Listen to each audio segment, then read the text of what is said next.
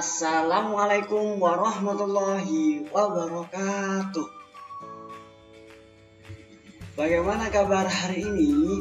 Alhamdulillah luar biasa bersama Ummu Aiman membangun generasi Qur'ani.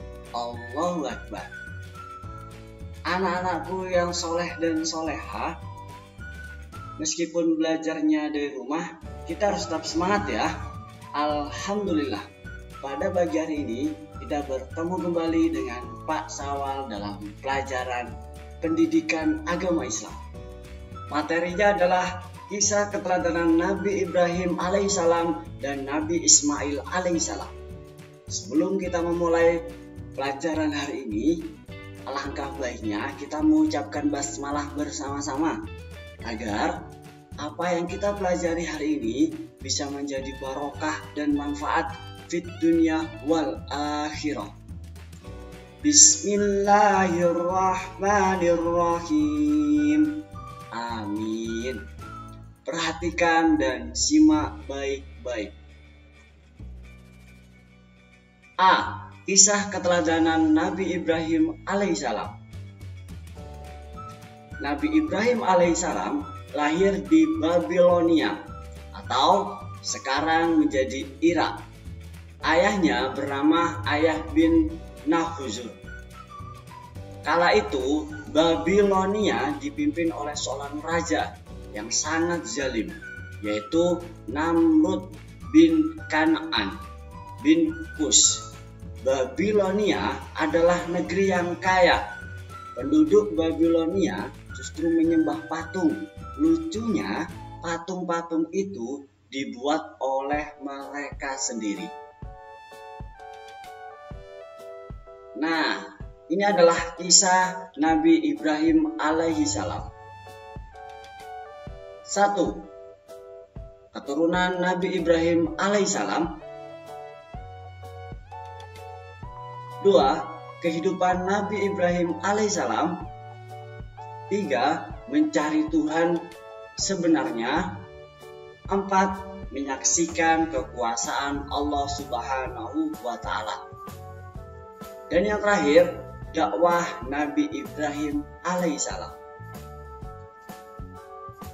Kisah yang pertama, keturunan Nabi Ibrahim alaihissalam. Nabi Ibrahim alaihissalam memiliki anak bernama Ismail dan Ishak. Antara Ismail dan Ishak berbeda ibu, tetapi ayahnya tetap Nabi Ibrahim alaihissalam. Ibunda Ismail bernama Hajar dan ibunda Ishak bernama Sarah. Menurut riwayat, keturunan Nabi Ishak alaihissalam menurunkan Nabi Musa alaihissalam, dan dari keturunan Nabi Ismail alaihissalam menurunkan Nabi Muhammad sallallahu alaihi wasallam. Oleh karena itu, Nabi Ibrahim alaihissalam dikenal sebagai bapak para nabi. Kisah yang kedua yaitu adalah kehidupan Nabi Ibrahim alaihissalam. Nabi Ibrahim alaihissalam sejak kecil hidup di lingkungan yang penuh kemusyrikan dan kekufuran. Beliau dibesarkan oleh seorang ayah yang tidak seiman dengannya. Ayah Nabi Ibrahim alaihissalam ahli dalam memahat patung. Patung-patung ini dijual kepada penduduk Babilonia. Patung-patung itulah yang kemudian dijadikan sesembahan. Ayah Nabi Ibrahim alaihissalam menyuruh Nabi untuk menjual patung-patung itu. Namun berkat bimbingan Allah Subhanahu wa Ta'ala, Nabi dengan halus menolak perintah ayahnya. Kisah yang ketiga, mencari Tuhan yang sebenarnya. Masyarakat Babilonia sudah lama sebagai penyembah bintang-bintang dan patung-patung. Nabi Ibrahim alaihissalam terus berusaha mencari kebenaran agama yang dianut oleh keluarganya. Ketika malam telah gelap, Nabi Ibrahim menyaksikan sebuah bintang. Dia sempat berpikir bahwa bintang itu Tuhannya. Hai kaumku, sesungguhnya aku berlepas diri dari apa yang kamu persekutukan. Sesungguhnya aku menghadapkan diriku kepada Rob yang menciptakan langit dan bumi. Dengan cenderung kepada agama yang benar, dan aku bukanlah termasuk orang-orang yang mempersekutukan Tuhan. Inilah yang dianugerahkan Allah Subhanahu wa Ta'ala kepada Nabi Ibrahim dalam menolak agama yang dipercayai kaumnya serta menerima Tuhan yang sebenarnya. Kisah Nabi Ibrahim yang keempat, yaitu menyaksikan kekuasaan Allah Subhanahu wa Ta'ala.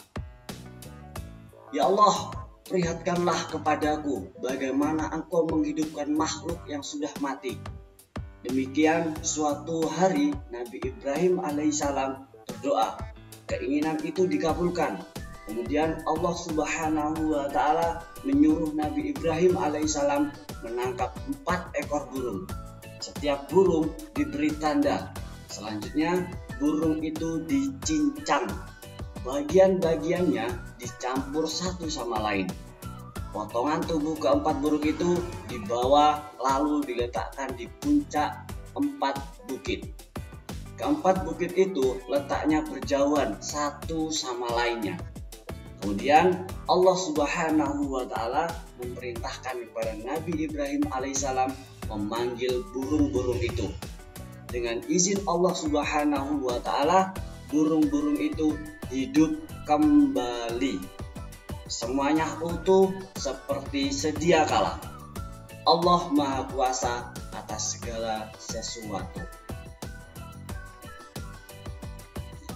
Kisah yang terakhir, dakwah Nabi Ibrahim alaihissalam. Nabi Ibrahim alaihissalam berdakwah tak kenal lelah, tetapi penduduk Babilonia menolak keras dakwah Nabi Ibrahim alaihissalam. Mereka tetap pada keyakinannya menyembah patung-patung yang mereka buat sendiri. Namun Nabi Ibrahim alaihissalam tidak kehilangan akal. Nabi Ibrahim alaihissalam menghancurkan patung-patung itu satu persatu. Hanya satu patung yang paling besar tidak dihancurkan. Lalu kapak yang dipergunakan untuk menghancurkan patung-patung itu dikalungkan di leher patung-patung yang paling besar tadi. Raja Namrud akhirnya memutuskan bahwa Nabi Ibrahim alaihissalam harus dibunuh dengan cara dibakar hidup-hidup. Nabi Ibrahim alaihissalam diikat dan dilempar dengan alat pelontar yang membara. Api menjalar mendekati Nabi Ibrahim alaihissalam. Akan tetapi Nabi Ibrahim alaihissalam tetap tenang. Hatinya bertawakal dan selalu berzikir kepada Allah Subhanahu wa Ta'ala. Setelah api padam, Nabi Ibrahim alaihissalam tiba-tiba berjalan keluar dari puing-puing pembakaran api dengan selamat tanpa luka sedikit pun. Allah Subhanahu wa Ta'ala menunjukkan kekuasaan dan kasih sayangnya kepada Nabi Ibrahim alaihissalam dan kaumnya. Nah, materi selanjutnya adalah kisah keteladanan Nabi Ismail alaihissalam. Nabi Ismail alaihissalam telah berdakwah di Babilonia dan beberapa lama tinggal di Mesir. Nabi Ibrahim alaihissalam bermaksud pindah ke Palestina bersama istrinya. Karena lama tidak memiliki anak, kemudian dia berdoa kepada Allah Subhanahu wa Ta'ala agar dikaruniai anak yang soleh. Berkat doa itu, Nabi Ibrahim alaihissalam dikaruniai seorang anak laki-laki bernama Ismail. Ibu Nabi Ismail alaihissalam bernama Hajar atau Sayyidati Hajar. Hijrah ke Mekah. Setelah berminggu-minggu berada dalam perjalanan jauh, tibalah pada akhirnya Nabi Ibrahim alaihissalam bersama istri dan anaknya di Mekah. Lelah masih belum hilang. Perintah Allah Subhanahu wa Ta'ala sudah datang kepada Nabi Ibrahim alaihissalam. Di Mekah, istri dan anaknya harus ditinggalkan. Padahal tempat itu sangat gersang, tak ada air dan tanaman yang subur. Nabi Ibrahim alaihissalam mengatakan kepada istrinya bahwa ini adalah kehendak Allah Subhanahu wa Ta'ala dan harus bertawakal kepadanya. Nah, munculnya air Zam-Zam. Diriwayatkan bahwa Siti Hajar berada dalam keadaan tidak berdaya dan hampir berputus asa. Namun, pertolongan Allah Subhanahu wa Ta'ala datang padanya. Atas kekuasaan Allah Subhanahu wa Ta'ala, melalui malaikat Jibril, keluarlah mata air Zam-Zam. Air itu dapat memenuhi keperluannya sehari-hari. Selanjutnya adalah ketaatan Nabi Ismail alaihissalam. Nabi Ismail alaihissalam adalah anak yang patuh dan taat pada perintah Allah Subhanahu wa Ta'ala. Setelah hormat kepada orang tuanya, ketaatan dan kepatuhan Nabi Ismail alaihissalam diuji oleh Allah Subhanahu wa Ta'ala. Ketika Nabi Ismail alaihissalam menginjak usia remaja,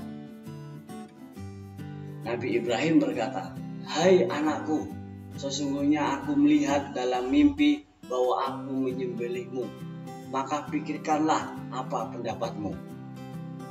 Nabi Ismail menjawab, "Hai bapakku, kerjakanlah apa yang diperintahkan kepadamu.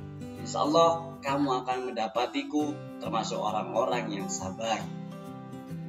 Maka Allah Subhanahu wa Ta'ala melarang menyembelih Nabi Ismail alaihissalam, dan untuk meneruskan kurban, Allah Subhanahu wa Ta'ala menggantikan dengan seekor kambing.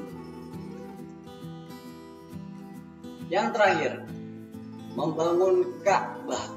Pada suatu ketika, Nabi Ibrahim alaihissalam menerima wahyu dari Allah Subhanahu wa Ta'ala agar membangun Ka'bah. Hal itu disampaikan kepada anaknya. Nabi Ismail alaihissalam berkata, "Kerjakanlah apa yang diperintahkan Tuhanmu kepadamu, dan aku akan membantumu dalam pekerjaan mulia itu." Kemudian Allah Subhanahu wa Ta'ala memberi wasiat kepada Nabi Ismail alaihissalam dan Nabi Ibrahim alaihissalam untuk membersihkan Ka'bah dari kotoran, perbuatan syirik, dan penyembahan berhala untuk orang-orang yang tawaf, yang iktikaf, yang ruku, dan yang sujud. Alhamdulillah wa syukurillah. Anak-anakku yang dirahmati Allah Subhanahu wa Ta'ala, demikianlah tadi video pembelajaran tentang kisah keteladanan Nabi Ibrahim alaihissalam dan Nabi Ismail alaihissalam. Sekian dari Pak Salal. Wassalamualaikum warahmatullahi wabarakatuh.